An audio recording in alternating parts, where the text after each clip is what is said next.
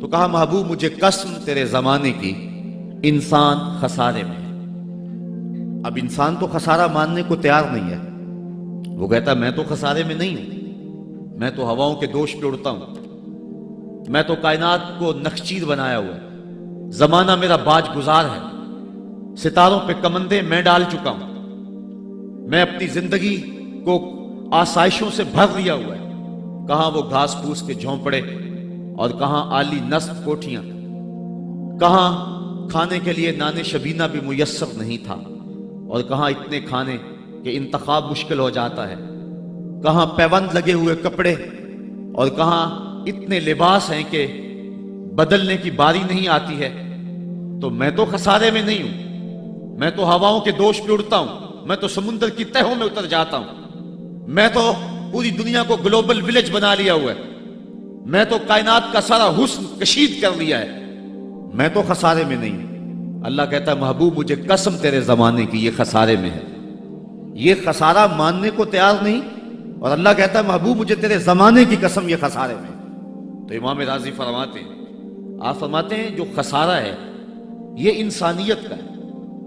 اگر یہ ہواؤں کے دوش پہ اڑتا ہے تو یہ انسان کا کمال نہیں ہے، یہ تو چڑیا بھی اڑتی ہے، یہ تو مکھی بھی اڑتی ہے، اگر یہ پانی میں تیرتا ہے تو یہ تو مچھلی بھی تیرتی ہے، اگر اس نے آسائشیں اور سہولتیں اپنے لیے تلاش کر لی ہیں تو وہ تو دوسری مخلوقات کو بھی حاصل ہے۔ تو انسان کا خسارہ ہے، انسان کا یہ جو عروج جس کی یہ کہانی سنا رہا ہے یہ حیوانیت کا عروج ہے، اس کی انسانیت کہاں گئی؟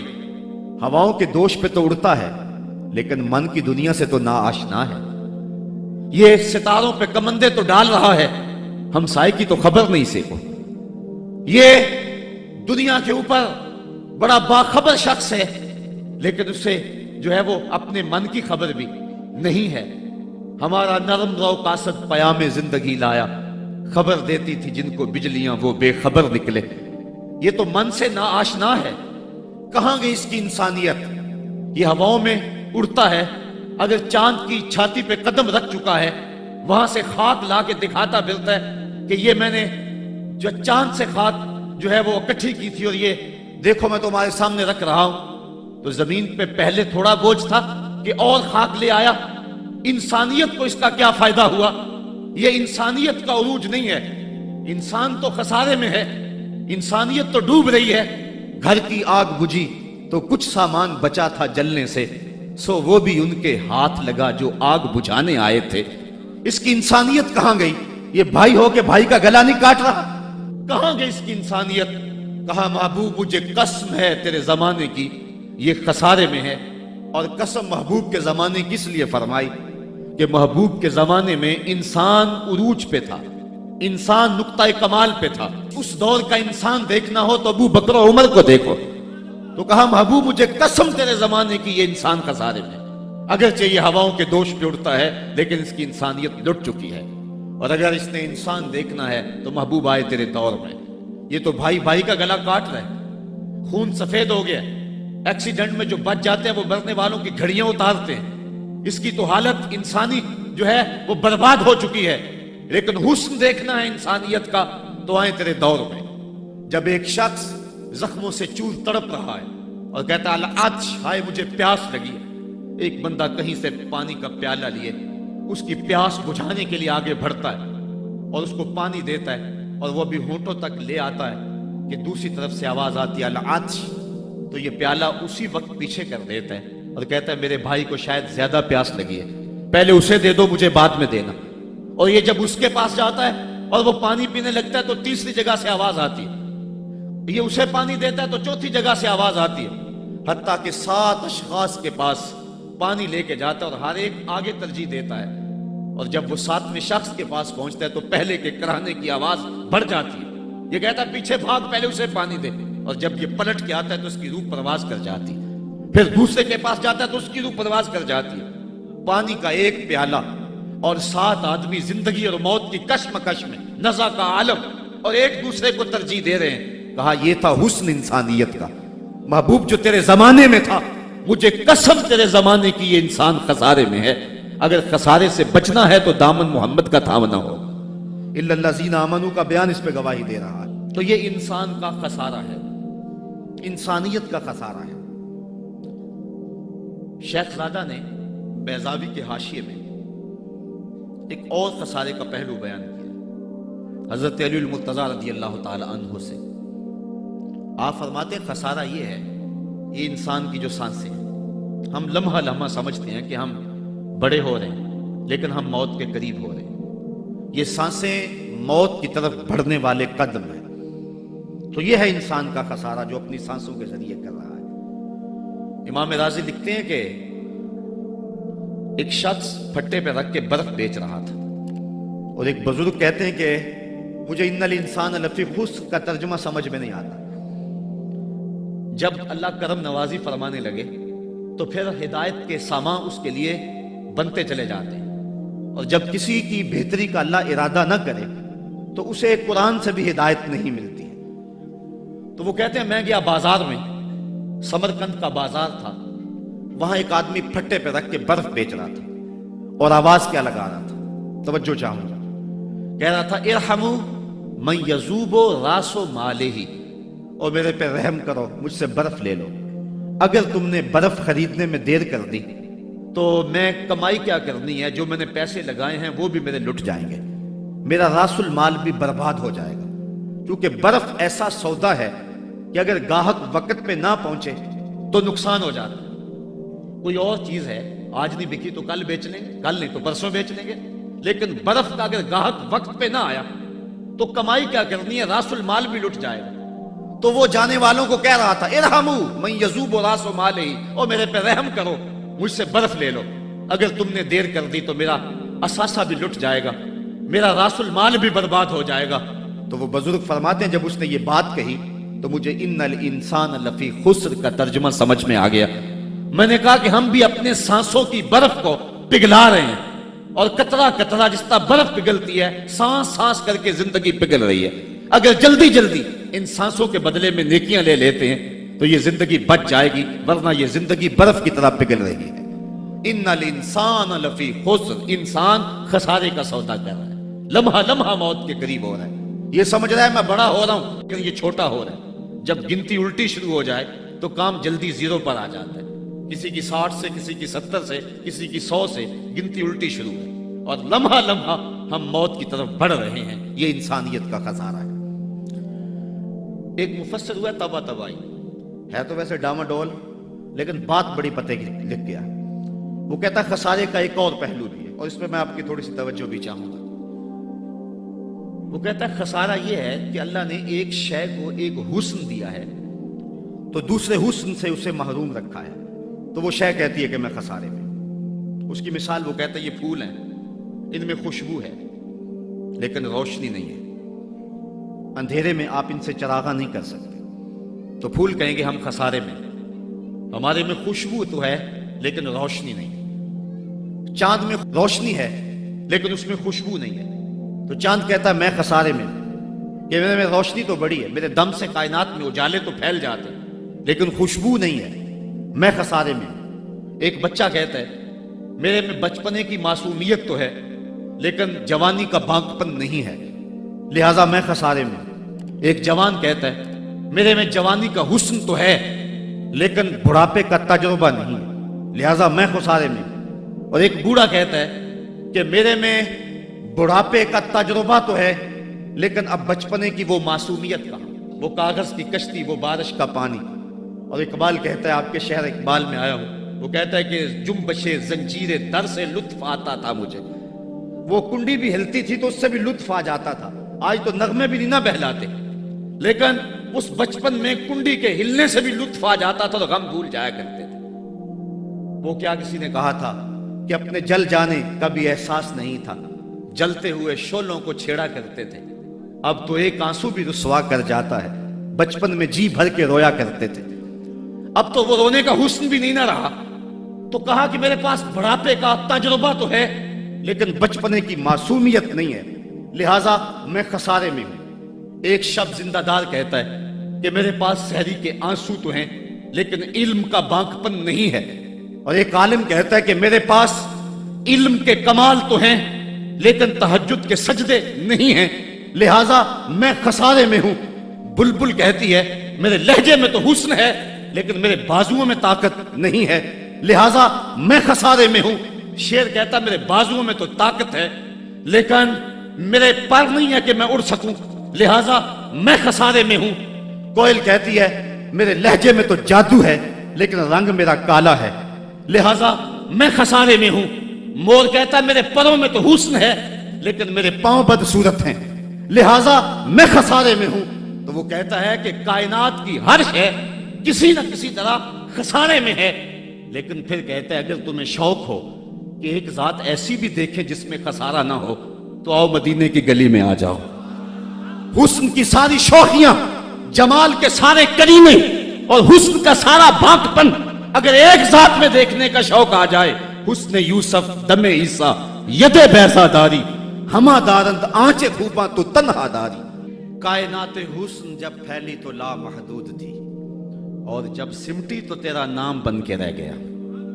اگر یہ شوق ہو کہ کائنات کے سارے حسن ایک پیکر میں دیکھیں تو کہا اس کے لیے میں نے ایک محمد ہی بنا دیا ہے۔ سارے حسن ایک پیکر میں آپ کو ملیں گے، سارے کمال اور سارے جمال اور سارے عروج اور ساری عزتیں اور سارے مراتب آپ کو ایک ذات میں جمع ملیں گے، اور محمد ہوتا ہی وہ ہے جو مجمع کمالات ہو۔ تو کہا کہ یہ ہے ایک خسارے کا پہلو، اور کائنات میں ایک ہی شخص ہے جو خسارے سے بچا ہوا ہے۔ اب جو اس ذات سے وابستہ ہوگا وہ بھی خسارے سے بچ جائے گا۔ الا الذین آمنوا، جس کے ہاتھ میں یہ دامن ہو وہ خسارے سے بچ جائے گا، ورنہ خسارے سے کوئی بچ نہیں سکتا۔ نہ دولت بچا سکتی ہے، نہ اقتدار کی بچھی ہوئی مسندیں خسارے سے بچا سکتی ہیں، نہ کوئی اور انسان کو دنیاوی کمال خسارے سے بچا سکتا ہے۔ اگر خسارے سے بچنا ہے تو ہاتھوں میں دامن مصطفیٰ لینا ہوگا۔ وہ کبھی آپ نے دیکھا ہوگا، اب تو وہ دور بدل گیا ہے، وہ چکی ہوتی تھی جس میں وہ گندم پیستے ہیں، مختلف چیزیں، تو اس کے دو پتھر ہوتے ہیں، ایک نیچے والا ساکن، اوپر والا متحرک، تو درمیان میں اس کے ایک کلی ہوتی ہے جس کے ارد گرد اس کو گھماتے ہیں، تو وہ جو دانے ہیں وہ درمیان خالی جگہ میں ڈالتے ہیں، اس کو گالا کہتے ہیں، اس میں ڈالتے ہیں اور پھر اس چکی کو گھماتے ہیں، تو جو دانے اس مرکز سے، اس کلی سے ہٹ جاتے ہیں وہ پس جاتے ہیں، اور جو اس کلی سے لگ کے رہتے ہیں وہ بچ جاتے ہیں۔ کہا محبوب مجھے قسم تیرے زمانے کی، انسان خسارے میں ہے، الا الذین آمنوا، بچے گا وہ جو تیرے دامن سے لپٹ جائے گا۔ اور یہ میں مفہوم ایمان کا جو آپ کے سامنے دامن مصطفیٰ سے تمسک اختیار کرنا، یہ میری جذباتیت کا کمال نہیں، حقیقت ہی ہے۔ علامہ سعد الدین تفتازانی علیہ رحمہ شرح قائد میں لکھتے ہیں کہ ایمان ہے کیا؟ آپ فرماتے ہیں الایمان ہی التصدیق بما جاء بہ النبی صلی اللہ علیہ وسلم، حضور کے علاوہ ایمان ہو ہی نہیں سکتا ہے، یہ ممکن ہی نہیں ہے۔ اور یہ بات بھی ذہن میں بٹھا لیں کہ حضور سے ذہنی تعلق کا نام ایمان نہیں ہے، حضور سے قلبی تعلق کا نام ایمان ہے، اور یہ میرے مسلک کی پہچان ہے۔ صرف ذہنی تعلق کا نام ایمان نہیں ہے، قلبی تعلق کا نام ایمان ہے۔ اس کو مزید سہل کروں تو حضور کو نبی جاننے کا نام ایمان نہیں ہے، نبی ماننے کا نام ایمان ہے۔ ورنہ کتنے لوگ تھے جانتے تھے لیکن ایمان نہ لائے۔ الذین آتیناہم الکتاب یعرفونہ کما یعرفون ابناءہم، جن کو ہم نے کتاب دی وہ ایسے جانتے تھے جس طرح بیٹوں کو جانا کرتے، لیکن اس کے باوجود ایمان نصیب نہیں ہوا۔ ایمان جاننے کا نام نہیں ہے، ایمان ماننے کا نام ہے۔ پھول کو بلبل جانتی نہیں، مانتی ہے۔ اگر مانتی نہ ہوتی تو پھول کے گرد رقص بسمل کے تماشے نہ کرتی۔ شمع کو جانتے سارے ہیں لیکن مانتا صرف پروانہ ہے۔ تو ایمان جاننے کا نام نہیں ہے، ایمان ماننے کا نام ہے۔ اور جہاں تک جاننا بمعنی ادراک ہے تو وہ تو آج تک میرے رسول کو کوئی جان ہی نہ سکا۔ سب سے زیادہ قربت تو حضرت سیدنا صدیق اکبر رضی اللہ تعالیٰ عنہ کو حاصل تھی، ان کو بھی کہہ دیا یا ابا بکر لم یعرفنی حقیقتاً غیر ربی، سفر و حضر میں میرے ساتھ رہے ہو، سن لو میری حقیقت کو میرے رب کے علاوہ کوئی بھی نہیں جانتا ہے۔ بلکہ ایک مقام پہ فرمایا لی مع اللہ وقت لا یسعنی فیہ نبی مرسل ولا ملک مقرب، میرا اور میرے رب کا معاملہ ایسا ہے کہ درمیان میں نہ کوئی نبی آ سکتا ہے نہ کوئی رسول اور پیغمبر آ سکتا ہے۔ اور نہ کوئی فرشتہ مقرب درمیان میں آ سکتا ہے۔ تو جہاں تک تعلق ہے حضور کو جاننے کا بمعنی ادراک، تو آج تک حضور کو اللہ کے علاوہ کوئی جان ہی نہیں سکا ہے۔ مولوی کا تو دماغ خراب ہو گیا کہ وہ مسجد میں ترازو رکھ کے بیٹھ گیا اور نبی کو تولنے لگا۔ میں تو کہا کرتا ہوں ڈٹھے ورق قرآن دے پھول سارے، تیری شان جیا نہیں کوئی ہور ڈٹھا، تیری شان دا کرے مقابلہ جیڑا انہوں عاشقاں اصلی چور ڈٹھا۔ کوئی نور آکھے کوئی بشر آکھے، پیندہ رات دینے ایہو شور ڈٹھا، اللہ والیاں گل مکا دیتی تساں ہور ڈٹھا ساں ہور ڈٹھا۔ تم نے پتہ نہیں کس کو دیکھا ہے جو سکی بیٹی کو بھی نہیں بخشوا سکتا۔ لاہور قصر نور میں ایک شخص، آپ بھی سارے جانتے ہیں، میرا نام لینے کا مزاج نہیں ہے، ٹیلی ویژن پہ بھی وہ چیختا ہے، تو وہ کہنے لگا کہ نبی تو سکی بیٹی کو بھی نہیں بخشوا سکتا۔ تو میں نے بعد میں اٹھ کے کہا، میں نے کہا لوگوں آج تو لوگ اسے ووٹ نہیں دیتے جو تھانے سے نہ چھڑا سکے، سنبھلتا نہیں جن سے اپنا دوپٹہ، سنبھالیں گے کیا وہ کلیجہ کسی کا۔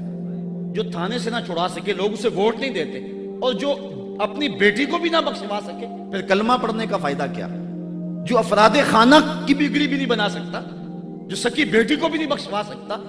میں نے کہا میاں تم اس کی بات کرتے ہو جو سکی بیٹی کو بخشوا نہیں سکتا، ہم تو اس کے قصیدے پڑھتے ہیں جس نے کہا فاطمہ تو جنتی عورتوں کی سردار ہے۔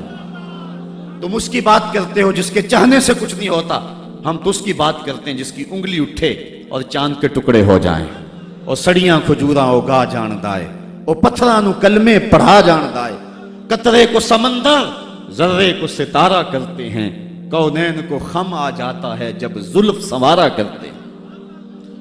ہم تو اس نبی کو ماننے اور جاننے والے ہیں۔ می وریا کستوریاں دا جدو یار نچوڑیاں زلفاں، می وریا کستوریاں دا جدو یار نچوڑیاں زلفاں، تے قبلہ دے بنیا سائم جدے یار نے موڑیاں زلفاں۔ وہ تو رخ پھیر دے تو خدا قبلے نہیں بدل دیتا۔ لوگ کہتے ہیں چاہنے سے کچھ نہیں ہوتا، میں کہتا ہوں ساری دنیا ہی مصطفیٰ کی چاہت پہ ہے۔ قبیلہ بنو سلیم کی مسجد ہے، 4 رکعتی نماز ہے، 2 رکعت پڑھی جا چکی ہیں، 2 رکعت ابھی باقی ہے۔ خاطر آتر میں بات آئی کہیں قبلہ بدل جائے تو کیا خوب ہے۔ تو فوراً جبریل آگے کہا محبوب پھر دیر کاہے کی ہے، ابھی رخ پھیر لو۔ اب جن لوگوں نے مسجد قبلتین دیکھی ہے کہ پہلا قبلہ بالکل شمال میں اور موجودہ قبلہ بالکل جنوب میں، اور صحابہ تو ذہنی طور پہ اس کے لیے تیار ہی نہیں ہے، تو بتا دیا جاتا کہ اگلی نماز ہم ادھر پڑھیں گے۔ یہ نماز کا وقت بدلنا ہو نا تو 1 دن پہلے بتانا پڑتا ہے، کل سے نماز ظہر 2:15 بجے پڑھیں گے۔ اگر اسی دن ایسا کر لیں تو لوگ کہیں گے کہ یہ امام تو سلیقہ ہی نہیں رکھتا ہے، ہم تو آئیں 2 بجے کے حساب سے اور اب 2:15 تک بیٹھے رہیں۔ تو نماز کا وقت بدلنا ہو تو 1 دن پہلے بتانا ہوتا ہے، اور یہاں تو قبلہ بدلنا تھا، ایک نماز ہی پہلے بتا دیا جاتا، لیکن کہا محبوب ابھی رخ پھیر لو۔ یا اللہ تیری نماز تو پوری ہو لے، کہا میری نماز بعد میں پوری ہوگی، پہلے تیری مرضی پوری ہوگی، پہلے تیری مرضی پوری ہوگی۔ می وریا کستوریاں دا یہ تو یار نچوڑیاں زلفاں، قبلہ عہدے بنیا سائم جدے یار نے موڑیاں زلفاں۔ وہ تو رخ بدل دے خدا قبلے بدل دیتا، ہم اس نبی کی بات کرتے۔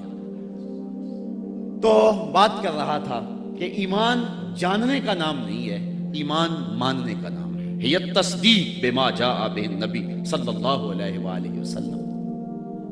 ایمان کے بعد اب یہ بات بھی ذہن نشین کریں کہ اس دنیا پہ سب سے بڑی دولت مجھے اور آپ کو جو عطا کی گئی ہے وہ دولت ایمان ہے، سب سے بڑی دولت۔ اگر ایمان نہیں سب کچھ مل گیا، کچھ بھی نہیں ہے، اور اگر کوئی چیز پاس نہیں ہے لیکن ایمان کی دولت موجود ہے تو یہ سب سے بڑا حسن اور سب سے بڑی بہار۔ اقبال کہتا ہے کہ اقبال یہ کس کے عشق کا فیض عام ہے، رومی فنا ہوا حبشی کو دوام ہے۔ یہ وہ دولت تھی جس کے دم سے اجالے ہوئے دنیا پر سب سے بڑی دولت جو حضرت انسان کو دی گئی ہے وہ دولت ایمان ہے، اور قیامت کے دن سب سے بڑی دولت جو حضرت انسان کو دی جائے گی وہ دیدار الہی ہوگا۔ تو یہ سب سے بڑی دولت، اور یہ محض اللہ کی کرم نوازی سے نصیب ہوتی ہے۔ انسان کی زندگی کے اچھے اعمال بعض اوقات ایمان کے نصیب ہونے کا سبب بن جاتے ہیں، یہ کبھی کبھی ایسا ہوتا ہے، لیکن ہوتی محض توفیق خدا بندی ہے۔ اس کی مثال جس طرح المجاشی فرزدق شاعر کا دادا حضور کی خدمت میں حاضر ہوتا ہے اور آقا کریم کی خدمت میں حاضر ہو کر کے اسلام کی دولت سے مالا مال ہوتا ہے اور پھر عرض کرتا ہے حضور میں نے اپنے زمانہ جاہلیت میں 360 بچیوں کو زندہ درگور ہونے سے بچایا، تو کیا مجھے اس نیک عمل کا جو زمانہ جاہلیت میں نے کیا اس کا کوئی صلہ ملے گا؟ چونکہ شاعر تھے اور شاید بڑا گداز اور نرم دل ہوتا ہے، وہ تو شاخ سے ٹوٹتے ہوئے پھول کو بھی برداشت نہیں کر سکتا۔ وہ کیا کہا تھا اقبال نے، دل نہیں شاعر کا ہے کیفیتوں کی رست خیز، کیا خبر تم کو درون سینہ کیا رکھتا ہوں میں، سچ اگر پوچھے تو افلا سے تخیل ہے وفا، دل میں ہر لہجہ نیا محشر بپا رکھتا ہوں میں، در غم دیگر بسوز و دیگر آرا ہم بسوز، گفتبت روشن حدیث گر توانی دار ہوش، کہہ گئے ہیں شاعری جزویست از پیغمبری، ہاں سنا دے پڑھ کے ان کو پیغام سروش۔ امیر بنائی نے غالباً کہا تھا کہ خنجر چلے ہم پہ، خنجر چلے کسی پہ ہم، اور تڑپے جو ہم امیر تو درد سارے جہاں کے ہمارے جگر میں۔ اور اقبال نے آنکھ سے تشبیہ دی شاعر کو ایک جگہ پہ، مبتلا درد ہو کوئی عزم روتی ہے آنکھ، کس قدر ہم درد سارے جسم کی ہوتی ہے آنکھ۔ تو جب کوئی ظالم باپ اپنی بیٹی کو زندہ درگور کرنے لگتا تو یہ کہتا کہ میں تڑپ اٹھتا، گابن اٹھنیاں دے کر کے اس بچی کی جان چھڑا لیتا۔ اس طرح میں نے 360 بچیوں کی جان چھڑائی، کیا زمانہ کفر میں کیے گئے میرے اس نیک عمل کی مجھے کوئی جزا ملے گی؟ تو حضور نے مسکرا کے فرمایا کہ تجھے اس کی جزا مل تو گئی ہے کہ اللہ نے تجھے ایمان عطا فرما دیا۔ تو کبھی ایسا ہوتا ہے، لیکن اگر ایمان نہیں ہے تو اعمال کی جزا نہیں ہے۔ اسی لیے الا الذین آمنوا وعملوا الصالحات، اعمال کی جزا بصورت ایمان اگر مل جائے تو مل جائے، اور اگر ایمان نہیں ہے تو پھر آخرت میں لا خلا کوئی حصہ نہیں ہے۔ الا الذین آمنوا وعملوا الصالحات، انسان خسارے میں ہے۔ خسارے سے بچے گا وہ جس کے دامن میں 4 چیزیں ہیں، ایک ایمان، اور دوسرا اعمال صالحہ۔ ایمان کی زینت ہے، ہمارے احناف کے نزدیک اعمال نفس ایمان میں داخل تو نہیں ہے کیونکہ وہ مجرد تصدیق قلبی کا نام ہے، لیکن ایمان کا حسن جو ہے وہ اعمال ہے۔ آج ہمارا حال یہی ہے کہ دعوی ایمان ہمارے پاس موجود ہے لیکن مسلمانوں والے اعمال ہمارے پاس نہیں ہے۔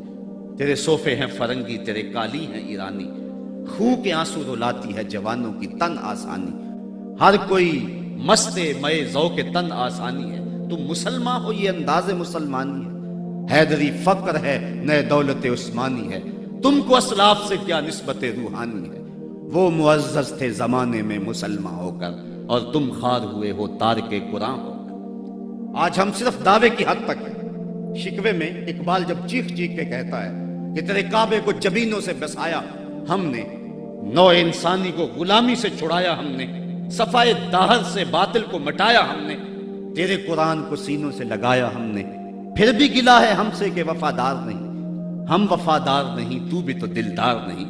تو جب اس کا جواب آتا ہے تو سنیے، لہجہ تھوڑا سا بدلا، کہ میرے کعبے کو جبینوں سے بسایا کس نے، نو انسانی کو غلامی سے چھڑایا کس نے، صفائے دہر سے باطل کو مٹایا کس نے، میرے قرآن کو سینوں سے لگایا کس نے، تھے تو آباب تمہارے ہی مگر تم کیا ہو، ہاتھ پہ ہاتھ درے منتظر فردا ہو۔ ذرا کبھی اپنے اندر جھانک کر کے دیکھا کہ ہم ہیں کہاں اور کس جگہ پہ کھڑے ہوئے ہیں۔ آج ہم مسلمان ہونے کی بات کرتے ہیں لیکن کبھی دیکھیں کہ ہمارے عمل کی پوزیشن اور حالت کیا ہے، آج ہم کس جگہ پہ کھڑے ہوئے ہیں۔ لالو لکشمن پرشاد نے ایک کتاب لکھی عرب کا چاند، اور یہ ایک ہندو رائٹر ہے، اور اس میں اس نے حضور کی سیرت اتنے خوبصورت اور دل فریب پیرائے میں بیان کی کہ گویا سطروں کے اندر چراغ ہی رکھ دیے ہیں۔ تو کسی نے سوامی لکشمن پرشاد سے پوچھا کہ تو نے مسلمانوں کے نبی پر اتنی خوبصورت سیرت کی کتاب لکھی ہے، تو حضور کا غلام کیوں نہیں بن جاتا؟ تو جو اس نے جواب دیا، اگر ہم اس پہ تھوڑا سا تفکر کریں تو وہ ہماری آنکھیں کھول دینے کے لیے کافی ہے، لیکن اگر ہم اس پہ غور نہ کریں تو وہ ایک گاڑی ہمارے روڈ پہ چلتی ہے، اس کے پیچھے لکھا ہوا ہے عقل نہ ہو تو موجہ ہی موجہ۔ بات یہ ہے، بات سوچنے والوں کے لیے ہوتی ہے۔ تو سوامی نے جواب دیا تھا کہ جب میں نے حضور کی سیرت لکھنے کے لیے امہات کتب سیر کو پڑھا تو یہ جذبہ میرے سینے میں بھی گڑائیاں لینے لگا کہ میں اس نبی کا غلام کیوں نہیں بن جاتا، لیکن جب میں مسلمانوں کے کردار کو دیکھتا ہوں تو میں کہتا ہوں میں ہندو ہی ٹھیک ہوں۔ ہمارا کردار لوگوں کے ایمان کے راستے میں رکاوٹ بنا، اور ایک زمانہ تھا کہ ہماری میتیں بھی ایمان دیا کرتی تھی۔ امام محمد کا جب جنازہ اٹھا تو پورا بصرہ امڑ آیا. یہودی عیسائی کہنے لگے مسلمانوں کا امام جا رہا ہے اور اس کا آخری دیدار ہے، چلو تم بھی آخری دیدار میں شامل ہو جاؤ، جنازے میں شامل ہو جاؤ. لوگ ذوق و شوق کی فراوانی میں آگے بڑھ بڑھ کے جنازے کی چارپائی کو کندھا دے رہے تھے. تو اگر کسی عیسائی اور کسی یہودی کا جی چاہا کہ میں بھی مسلمانوں کے امام کے جنازے کی چارپائی کو کندھا دوں، تو ہمیں تاریخ بتاتی ہے پھر جس کا کندھا امام محمد کے جنازے کی چارپائی کو چھوا اس کے لبوں پہ کلمہ جاری ہو گیا. ہمارے بزرگوں کی تو لاشیں بھی کلمہ دیا کرتی تھی، اور آج ہماری زندہ لاشیں لوگوں کے ایمان کے راستے کے اندر رکاوٹ بنی ہوئی. ہم کبھی غور کریں، رو رہی ہے آج ایک ٹوٹی ہوئی مینا اسے، کل تلک گردش میں جس ساکی کے پیمانے رہے. خیر تو ساکی سہی لیکن پلائے گا کسے، اب نہ میں کش رہے باقی نہ میں خانے رہے. رو رہے ہیں آج وہ دشت جنو پرور جہاں رقص میں لیلا رہی، لیلا کے دیوانے رہے. وائے ناکامی متائے کارواں جاتا رہا، کارواں کے دل سے احساس زیاں جاتا رہا. جن انگاروں پہ اس وقت میں اور امت مسلمہ اور آپ کھڑے ہیں، کون اس سے بے خبر نہیں ہے؟ کابل میں کون لٹ رہا ہے؟ کندھار میں کس کی گردنیں کاٹی جا رہی ہیں؟ اور شبرغان کے اندر کس کے بالوں کو نوچ کر کے زخموں میں تیزاب چھڑکا جا رہا ہے؟ غزہ کی پٹی میں کس کے بچے ذبح کیے جا رہے ہیں؟ موصل میں ام احمد کس محمد بن قاسم کو پکار رہی ہے؟ کندھار میں، کابل میں، دشت لیلا میں، تورا بورا میں، کسورا میں اور دریائے آمو کے دونوں کناروں پر جو قیامت بپا ہے، کبھی ہم نے احساس کیا 1.40 کروڑ انسان اس وقت خانمہ برباد ہیں. 56 اسلامی ریاستیں آج بے بس نظر آتی ہیں اور بے حسی کی ایسی چادر اوپر تنی ہوئی ہے کہ کسی کو احساس ہی نہیں ہو رہا، اور متاع کارواں بھی لٹا چلا جا رہا ہے. ہم تو صرف 313 تھے اور دنیا کو ناکو چنے چبوا کے رکھ دیے. تاریخ اس واقعہ کو کبھی نہیں بھول سکتی جب ابو جہل نے اپنا سفیر بھیجا اور اپنا جاسوس بھیجا عمیر کہ جا مسلمانوں کو دیکھ کر کیا کتنے. تو واپس آ کے اس نے جو خبر دی وہ بڑی حوصلہ افزا تھی، اس کے لیے حوصلہ افزا تھی. اس نے صنادید قریش کو اکٹھا کر کے کہا کہ یہ عمیر کی رپورٹ سنو. یہ کہتا ہے صرف 3 اونٹ کھا سکیں گے، یعنی 300 سے اوپر نیچے.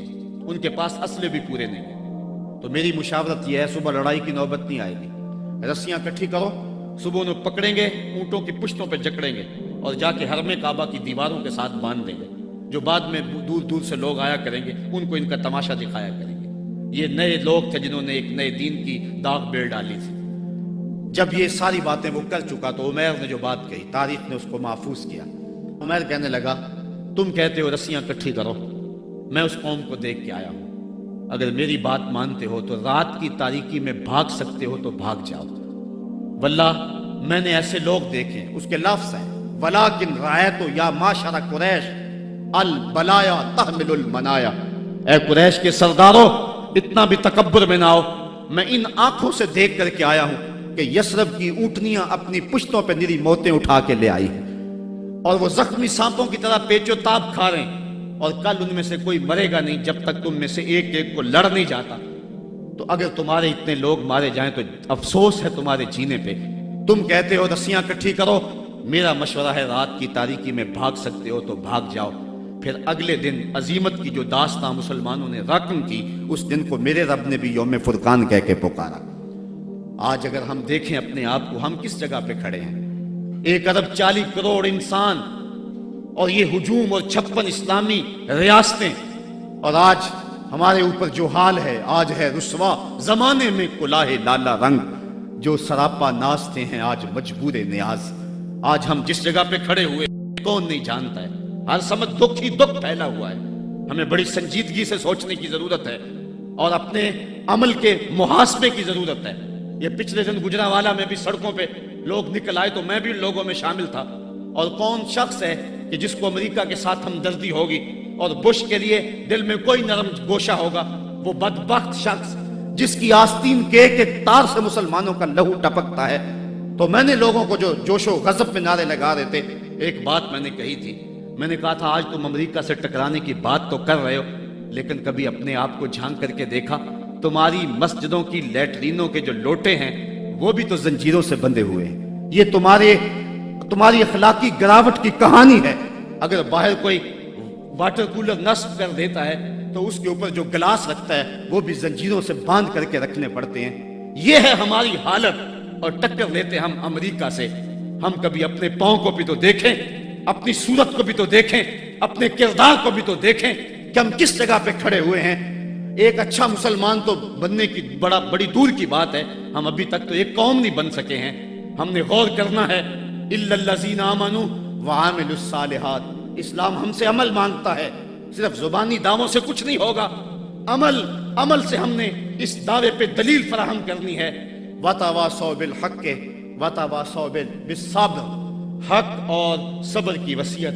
بات لمبی ہو رہی ہے اس لیے میں اپنی بات کو مختصر کرتا ہوں۔ یہ وصیت کا جو تکرار ہے اس میں بھی مفسرین فرماتے ایک حسن ہے، تاکہ مومن کبھی بھی وصیت کے عمل کو کبھی نہ چھوڑے۔ امام قرطبی نے حق پر جو ہیں وہ 3 قول بیان فرمائے ہیں۔ ایک قول یہ ہے کہ حق سے مراد قرآن ہے، اور میں اس پہ 2 باتیں آپ کے پیش کر کے اجازت چاہوں گا۔ اس دور میں بلکہ ہر دور میں قرآن کے دامن کو تھامنا ہی جو ہے وہ نجات کی ضمانت ہے۔ امام ترمذی نے حضرت علی المرتضیٰ سے حدیث جو ہے وہ تخریج کی ہے کہ حضور قرب قیامت کے تذکروں سے لوگوں کو آگاہ کر رہے تھے، تو عرض کی حضور پھر اس دور میں بچنے کی صورت کیا؟ تو بے ساختہ فرمایا اللہ کی کتاب قرآن مجید، جو اس کتاب سے جڑ جائے گا بچ جائے گا، اور جو اس کتاب سے پہلو تہی کرتا رہا اللہ اسے گمراہ کر دے گا۔ یہ وہ پاکیزہ کتاب ہے جو روشنیوں کا منبع ہے۔ قرآن مجید کے 5 حق ہیں، اس پہ الگ بحث کی جا سکتی ہے، لیکن میں ایک بات آپ کے سامنے رکھنا چاہتا ہوں بڑے درد دل کے ساتھ، کہ کیا ہم نے قرآن مجید کے حقوق کو پہچانا؟ آج ہم قرآن مجید کے ساتھ جو اس کتاب ہدایت کا تقاضا تھا کیا ہم نے پورا کیا؟ یہ بات درست ہے کہ گھر میں قرآن ہوگا تو برکتیں اتریں گی، اس بات کا بھی کوئی انکار نہیں کرتا۔ مکان بنایا، فیکٹری بنائی ہے، دکان بنائی ہے، تو بچوں کو بلا کے قرآن مجید کی تلاوت کروا لیں، برکت ہوگی۔ میں اس کا انکار بھی نہیں کرتا کہ مرنے والے کی روح کو اصال ثواب کریں گے تو اس کی قبر میں نور اترے گا۔ یہ بات بھی درست ہے کہ قرآن کے نور کے مقابلے میں کوئی ناری مخلوق نہیں ٹھہر سکتی، اس کے الفاظ کا دم کریں تو شفا نصیب ہوگی۔ لیکن مجھے بتاؤ، کیا قرآن مجید کے نزول کا مقصد یہ تھا؟ آپ کے شہر اقبال میں ہو، اور اقبال سے پوچھ لیتے ہیں، بڑی خوبصورت بات کر گیا۔ بندے صوفی و ملا اسیری، حیات از حکمت قرآن گیری، بآیاتش ترا کار جزی نیست، کیا یاسین او آساں بمیری۔ وہ کہتا ہے تو جاہل صوفی اور کاہل ملا کے ایسے پھندے میں پھنسا کہ تو نے قرآن سے زندگی تلاش نہیں کی۔ قرآن کی آیتوں سے تجھے صرف اتنا ہی کام رہ گیا کہ جب تیرے بوڑھے کی روح اٹک گئی تو سورہ یاسین لے کے بیٹھ گیا تاکہ اس کی روح آسانی سے نکلے۔ اقبال کہتے ہیں اس میں کوئی شک نہیں ہے کہ اس کی روح آسانی سے نکل جائے گی، لیکن مجھے تو افسوس تیرے پہ یہ ہے کہ تو نے قرآن سے بھی مرنا ہی سیکھا۔ جس قرآن سے تو نے مرنا سیکھا، کاش اس قرآن سے تو نے جینا بھی سیکھ لیا ہوتا۔ اس کا ایک ایک حرف زندگی بخش ہے، اس کا ایک ایک لفظ نور بانٹتا ہے، حیات آفری ہیں اس کی آیتیں، اور یہ کتاب برکت ہی نہیں، کتاب ہدایت بھی ہے، یہ کتاب رحمت لوگوں کو زندگیاں دیتی ہے، حیات بخش ہے یہ کتاب۔ اس سے وابستگی اختیار کرنے والا زندگی کا حسن پا جاتا ہے۔ لیکن تو نے اس قرآن سے بھی مرنا ہی سیکھا، اور تو نے اس کو بس اسی مقصد کے لیے قرآن کو پڑھا۔ کاش اس قرآن سے تو نے جینا بھی سیکھ لیا ہوتا اور زندگی کا حسن اس سے کشید کر لیا ہوتا۔ وَتَوَاصَوْا بِالْحَقِّ، حق سے مراد جو ہے وہ قرآن ہے۔ وَتَوَاصَوْا بِالصَّبْرِ، اور صبر سے مراد ایک تو دکھوں پہ صبر ہے، شدائد پہ صبر ہے، اور امام قرطبی اور امام رازی اور دیگر ائمہ تفسیر لکھتے ہیں اس سے مراد عبادت پر تسلسل یہ بھی مراد ہے، صبر سے مراد استقامت علی الدین بھی مراد ہے، اور صبر سے مراد جو ہے وہ مشکل حالات میں دین کے دامن کو تھامے رکھنا یہ بھی مراد ہے۔ آج میری اور آپ کی حالت یہ ہے کہ آج ایک فیشن کے طور پہ یہ بات کہی جاتی ہے جی دین پہ چلنا بڑا مشکل ہے۔ میں پوچھتا ہوں دین پہ آج چلنا مشکل ہے یا جب بلال حبشی چلے تھے تو اس وقت چلنا مشکل تھا؟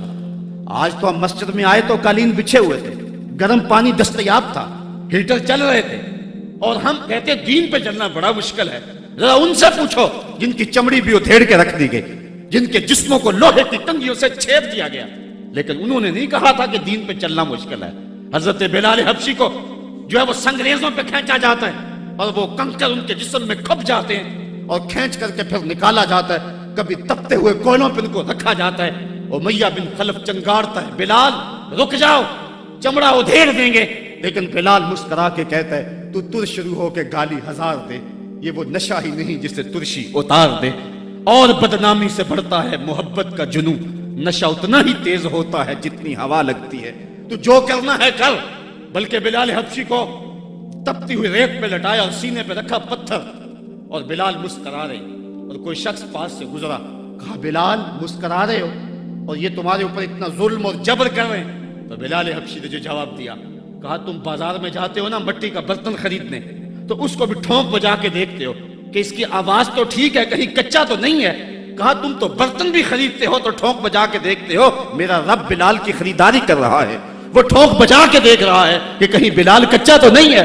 मैं कहता हूं मालिक खरीद ले बिलाल को, खरीद ले बिलाल को, ये कच्चा नहीं है, तेरी राह में जान भी मारनी पड़ी तो कुर्बान कर देगा। आज शोर हमने डाला हुआ है, बड़ा मुश्किल है दीन के ऊपर चलना। जरा उसकी कहानी भी पढ़ो, जरा उसकी जिंदगी भी देखो कि जिसकी दोनों टांगों को दोनों ऊंटों के साथ बांध दिया गया और कहा फिर जा अपने नजरिए से, वरना अभी जब ऊंटों को हांकेंगे तेरा जिस्म चिर जाएगा और दो हिस्सों में तकसीम हो जाएगा। उसने कहा कर लो जो करना है। और जब ऊंटों को हांका लगाया गया, हमें तारीख बताती है कि जब उसका जिस्म चिरने लगा और सुरख सुरख कतरे गिरने लगे, तो हमें हमारी अक्ल तो यही कहती है कि उसने चीखों से आसमान को सर पे उठा लिया होगा।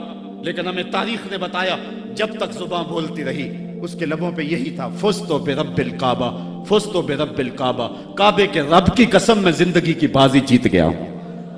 आज शोर हम कर रहे हैं, यार हमसे तो वो औरत अच्छी, अभी दो दूर की बात नहीं है। इकबाल ने नज्म किया, वो ईरान की ताहरा नामी औरत, जिसको एक कुएं के किनारे खड़ा किया, उसके सामने अजदहा डाले उस कुएं के अंदर और बिच्छू डाले उस कुएं के अंदर। कहा फिर जा अपने नजरिए से, वरना इसमें फेंक देंगे तुझे। उसने कहा मुझे एक रात की मोहलत दे दो। कहा जा दी। रात गुजर गई, फिर वहां ले जाया गया, कुएं के किनारे खड़ा किया गया, वो कुआं जिसमें उसके सामने बड़े बड़े सांप और अजदहा डाले थे।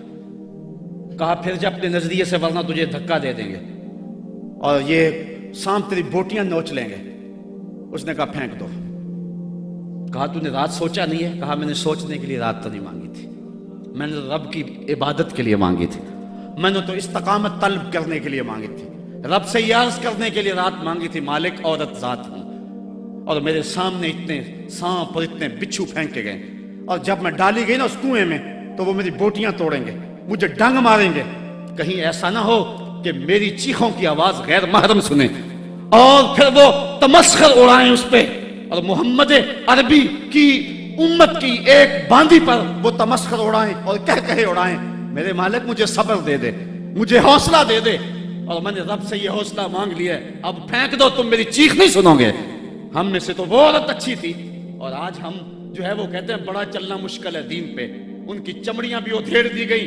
हजरत खबाब बिन अर्द के साथ क्या ना हुआ, हजरत सुमैया के साथ क्या ना हुआ, हजरत जुनैरा के साथ क्या ना हुआ। पढ़े तारीख, अजीमतों पे मुश्तमिल तुम्हारी तारीख है, और आज हम किस जगह पे खड़े हैं। और आज हम दीन के लिए थोड़ी सी तकलीफ भी बर्दाश्त नहीं करते, बल्कि हमारी बेगैरती का हाल तो यह है कि बैरूने मुल्क जाने के लिए लोग अपने आप को मिर्ज़ई नहीं लिख रहे। मिर्ज़ई खत्म नबूवत का बागी है, मिर्ज़ई गुस्ताख रसूल है। एक मिनट के सैकड़वें सेकंड के मुताबिक भी जो है वो अपने आप को गुस्ताख रसूल को कहलवाना कैसे मोमन गवारा कर सकता है। आज कितने लोग हैं जो मिर्ज़ई लिख के बैरूने मुल्क चंद टगों के लिए जो है वो अपना दीन बेच रहे हैं। कहां वो लोग और कहां ये जमाना। वातावा सौ बिस्सब्र, दुख आए घर में चूल्हा ना जले कोई बात नहीं है। हमारे नबी की ये सुन्नत भी है, एक एक महीना घर में कभी चूल्हा हुजूर के नहीं जला करता था। इमाम मुंजरी ने लिखा है कि हुजूर जब आए ना हज़रत सैयदना सलमान फारसी के घर के अंदर, उन्होंने एक दिन हुजूर को गुजरते हुए देखा, दावत की, तो जब हुजूर के सामने खाना रखा गया तो आंखें इश्क बार हो गई, और फिर एक रोटी ली और चंद बोटियां एक खादिम के हाथ में देते हुए कहा, जाओ हमारे घर दे आओ, मेरी बेटी फातिमा कितने दिनों से भूखी बैठी है। माल के कौनैन हैं गो पास कुछ रखते नहीं, दो जहां की नेमतें हैं उनके खाली हाथ में। साहबो मेरा लहजा थोड़ा सा आज बेतरतीब हो गया है, लेकिन आज मैं और आप देखें कि हम किस जगह पे खड़े हैं। वतावा सौ बिस्सब्र, हक और सब्र की वसीयत, इसको कभी भी ना छोड़ें। حضرت عمر فاروق رضی اللہ تعالیٰ عنہ کی جب سانس ٹوٹ رہی تھی، ایک انصاری آپ کا حال پوچھنے آیا اور اس کی شلوار ٹخنوں سے نیچے لٹک رہی تھی۔ اس نے کہا حضرت آپ کا کیا حال ہے؟ کہا اللہ کا شکر ہے میرا حال تو ٹھیک ہے، جوان تیرا حال ٹھیک نہیں ہے۔ اس نے کہا حضرت کیا ہوا؟ کہا یہ شلوار اوپر کر لے، یہ تہبند اوپر کر لے، ایک تو تیرے کپڑے ناپاک ہونے سے بچ جائیں گے، دوسرا تیرا رب بھی راضی ہو جائے گا۔ اور اس کے بعد آپ کی سانس ٹوٹ گئی اور دائی اجل کو لبیک کہہ گئے۔ تو وصیت کے عمل کو آج ہم نے چھوڑ دیا ہوا ہے، اور آج ہماری جو حالت ہے اور جس جگہ پہ ہم کھڑے ہیں، اسی کشتی کو ہے خوف تلاتم صد حیف، منہ موڑ دیے تھے جس نے بڑھتے ہوئے طوفانوں کے۔ ہم ٹوٹتے تھے تو زمانہ ہمیں راستہ دیتا تھا، دنیا ہماری باج گزار تھی اور ہم کائنات کے حکمراں تھے، لیکن آج وہ لمحے، وہ اندلس کی کہانیاں اور وہ سسلی اور سکلیا کے اندر جو کچھ ہماری جو ہے وہ عظیمتوں کی کہانیاں تھیں، آج کہاں ہیں؟ آج کابل میں، کندھار میں، قلعہ جنگی میں، دشت لیلہ میں، تورا بورا میں، تکریت میں، موصل میں، بغداد میں، القدس میں، کشمیر میں، دریائے آمو کے دونوں کناروں پر اور ڈل جھیل کے اندر تیرتی ہوئی لاشیں آج کیا کہانی بتا رہی ہیں، اور ہم کس جگہ پہ کھڑے ہیں؟ صاحبو، ہمیں پوری طرح سے یکسوئی سے آگے بڑھنے کی ضرورت ہے، اور سورۃ العصر ہمیں جس سمت بلا رہی ہے، یہ اس عصر اور اس زمانے کا تقاضا ہے۔ اللہ تعالیٰ میرے بے ترتیب جملوں کو اپنی بارگاہ میں قبول فرمائے، اور وہ رب ایسا فرماتا ہے اشہد بلال عند اللہ اشہد، بلال کی اشہد بھی اللہ کے ہاں اشہد ہے، تو اللہ تعالیٰ میری اشہد کو قبول کر لے اور میرے لفظوں کا درد دلوں میں اتار دے، اور اللہ امت کو کھویا ہوا مقام عطا فرما دے۔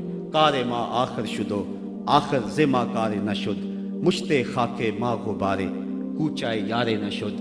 ورنہ جی تو نہیں چاہتا تھا کہ بات کو چھوڑوں، جی چاندہ اس رات نو میں محشر دی فجر تک روک لواں، جے وس چلے میرا تے سونے نو حشر تک روک لواں۔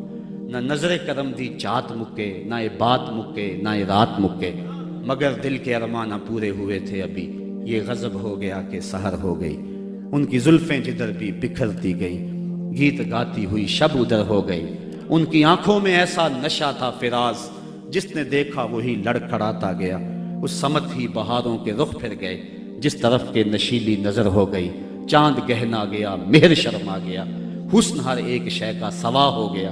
ان کے آنے کا یارو مزہ آ گیا، پوری دنیا ہی شیر و شکر ہو گئی۔ کن کی کنجی ہے جس کی زباں وہ نبی، جس کی قرآن ہے داستاں وہ نبی۔ ان کی نظروں کی وسعت کی کیا بات ہے، جب بنی ہم پہ ان کو خبر ہو گئی۔ تم سے فریاد ہے گنبد خضرا والے، کعبے والوں کو ستاتے ہیں کلیسا والے۔ وآخر دعوانا